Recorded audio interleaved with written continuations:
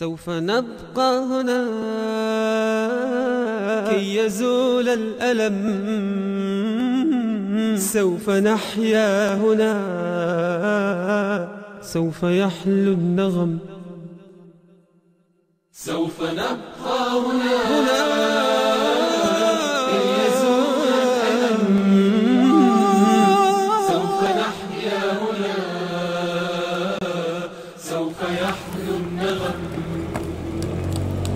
موطني موطني موطني ذا الإباء، موطني موطني موطني يا أنا. رغم كيد العدا، رغم كل النقم، سوف نسعى إلى أن تعم النعم، سوف نرنو إلى رفع كل الهمم، للمسير للعلا ومناجاة القمم.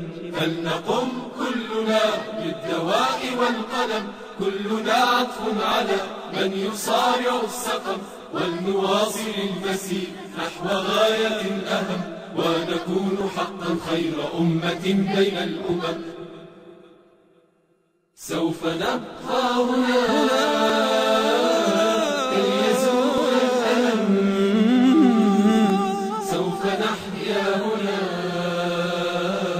سوف يحلو النغم. سوف نبقى هنا كي يزول الألم، سوف نحيا هنا، سوف يحلو النغم. كم سهرنا من ليالي للصباح لا ننم، كم عراقيل كسرنا، كم حفظنا من رزم، كم جسور قد عبرنا، كم ذرفنا من حمم، نبتغي صيد المعالي، نبتغي رأس الهرم.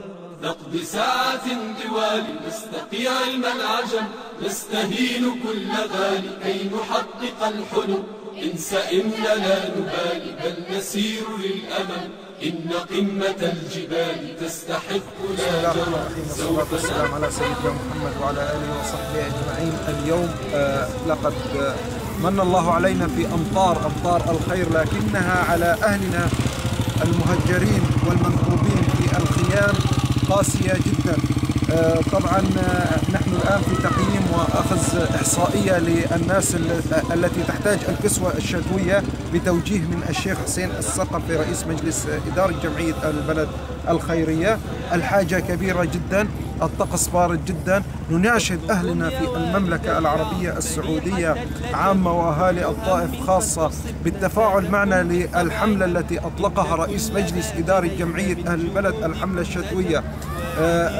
الآن الوضع سيء جدا، أطفال، نساء، شيوخ مشردين، ومنهم تحت أشجار الزيتون، ومنهم في خيام مهترئة لا يقيهم برد الشتاء.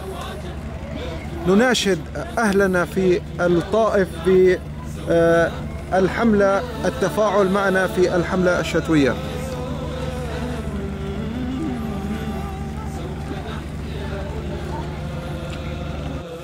سوف يحلو النغم، سوف نبقى هنا كي يزول الألم،